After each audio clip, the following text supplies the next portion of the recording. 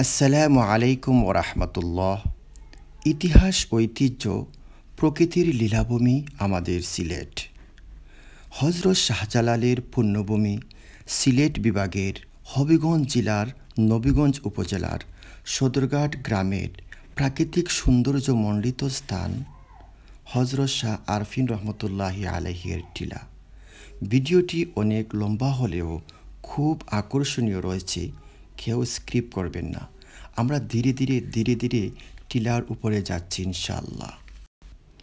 প্রাচীন সিলেটে হিন্দু রাজা গর্গোবিন্দের অত্যাচার যখন সীমা অতিক্রম করে যাচ্ছিল, মুসলমানদেরকে হত্যা করা, মুসলমানদের বাড়িঘর লুণ্ঠন করা, মুসলমানদেরকে তাড়িয়ে দেওয়া ইত্যাদি যখন বেড়েই যাচ্ছিল, তখন হজরত শাহজালাল রহমতুল্লাহি আলাইহি ৩৬০ আউলিয়া নিয়ে সুদূর ইয়ামন থেকে সিলেট বিভাগে আগমন করেছিলেন। হজরত শাহজালাল রহমতুল্লাহি আলাইহি এর সফর সঙ্গীদের মধ্যে অন্যতম ছিলেন হজরত শাহ আরফিন রহমতুল্লাহি আলাইহি। জানা যায় যে হজরত শাহ আরফিন রহমতুল্লাহি আলাইহি আমাদের সদরঘাট গ্রামে এই টিলার উপরে আস্তানা করেছিলেন এবং এখানে তিনি কিছুদিন অবস্থান করে চলে গিয়েছিলেন। ঐতিহাসিক লেখক ডক্টর আব্দুল হাই তিনি সিলেটের ইতিহাস গ্রন্থে লিখেছেন যে হজরত শাহ আরফিন রহমতুল্লাহি আলাইহি সিলেটের সীমান্তবর্তী জৈন্তাপুর উপজেলার উঁচু একটি পাহাড়ে তিনি মাজার রয়েছে, সেখানে হয়তো তিনি গিয়েছিলেন এবং তাকে সেখানে সমাধিত করা হয়েছে।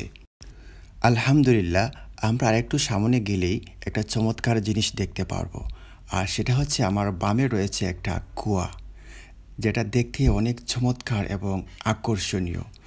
তবে কখন কবে এই কুয়াটি খনন করা হয়েছিল সেটা আমার ধারণার বাইরে।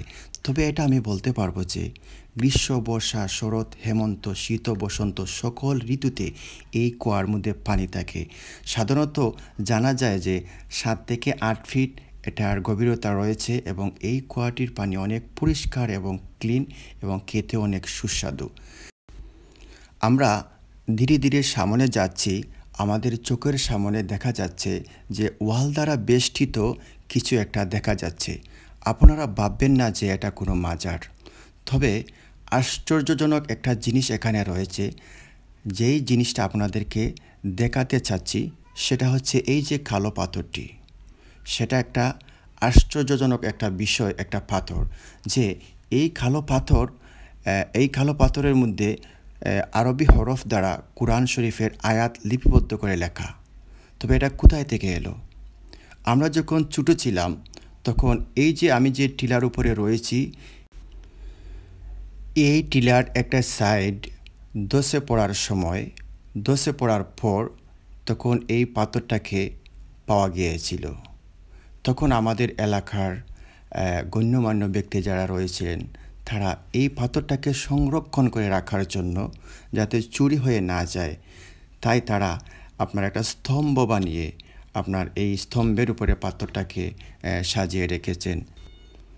দর্শনার্থীরা যাতে এই পাথরটাকে দেখতে পারেন, এই জন্য এখানে সাজিয়ে রাখা হয়েছে। আর আরেকটা জিনিস আপনাদেরকে বলে রাখি, এই যে একটা গাছ রয়েছে কাপড় দ্বারা মোড়ানো, আমরা যখন ছোটো ছিলাম আমরা প্রচুর আসতাম ওই টিলার উপরে দেখার জন্য। তখন কিন্তু ওই জায়গার মধ্যে কোনো আপনার দেওয়াল ছিল না। আপনার ওইখানে এই যে গাছটি দেখা যাচ্ছে সেটাও ছিল খুব ছোটো। তখন কোনো কাপড় ছিল না। খেয়ে বা কারা আপনার বিভ্রান্ত করার জন্য এই কাপড়ের চতুর্দিকে কাপড় পেঁচিয়ে রেখেছেন। এটা আসলে কোনো অলৌকিকত্ব নেই এবং কোনো ফজিলতও নেই। আপনারা এটাকে কোনো ফজিলত হিসাবে ধরে নেবেন না। যাই হোক, আপনারা দেখতে পাবেন যে বিভিন্ন হিন্দু এলাকা বা হিন্দু বাড়ির আশপাশ দিয়ে যখন আপনি যাবেন, তবে দেখবেন আপনার তাল অথবা বট বৃক্ষে তারা কাপড় পেঁচিয়ে রেখেছে, তারা এটাকে আপনার উপাসনার জন্য বা পুজো করার জন্য। কিন্তু কে বা কারা ওইখানের মধ্যে কাপড় পেঁচিয়ে রেখেছেন, কোন কারণে রেখেছেন আমার ধারণার বাইরে। সব কিছুর পরে আমি যে জিনিসটা আপনাদেরকে দেখাতে চাচ্ছিলাম, জাস্ট আপনার ওই যে কালো পাথরটা আরবি হরফ দ্বারা লেখা, ওই পাথরের মধ্যে যে আয়াতটা আয়াতটা লেখা আছে। অনেক বিশেষজ্ঞরা আপনার আয়াতটাকে উদ্ঘাটন করার চেষ্টা করেছেন। তারা প্রথম দিকে লা ইলাহা ইল্লাল্লাহু মুহাম্মাদুর রাসূলুল্লাহ উদ্ঘাটন করেছেন, আরও কিছু উদ্ঘাটন করেছেন। ইনশাআল্লাহ আমরা পরবর্তীতে আমরা এই পাথর সম্পর্কে বলবো। এখন আপনাদেরকে আমি আরও চমৎকার একটা জিনিস দেখাতে চাচ্ছি। দেখেন, প্রাচীন অনেক পুরাতন একটা ঈদগাহ, যে ঈদগাহের মধ্যে বছরে 2 বার সদরঘাট এলাকার মানুষজন ঈদের নামাজ আদায় করেন। অনেক পুরাতন, আপনারা দেখলেই আপনারা বুঝতে পারবেন যে এই যে আপনার ঈদগাহের যে স্ট্রাকচার আর এই যে মেহরাবের সামনে বিশাল সাইজের একটা বট বৃক্ষ, অনেক পুরাতন, অনেক বয়স্ক। আপনার মানে টিলার যে আপনার চতুর্দিকে শুধু গাছ আর গাছ। আরেকটা জিনিস আপনাদেরকে জানিয়ে রাখি, আর সেটা হচ্ছে এই যে আপনার ঈদগাহটি রয়েছে সেটা অনেক উঁচুতে রয়েছে। কিন্তু আমি যে জায়গার মধ্যে দাঁড়িয়ে আছি কথা বলছি, আমি কিন্তু অনেক অনেক উঁচার উপরে কিন্তু রয়েছি, আপনারা ধারণাই করতে পারবেন না।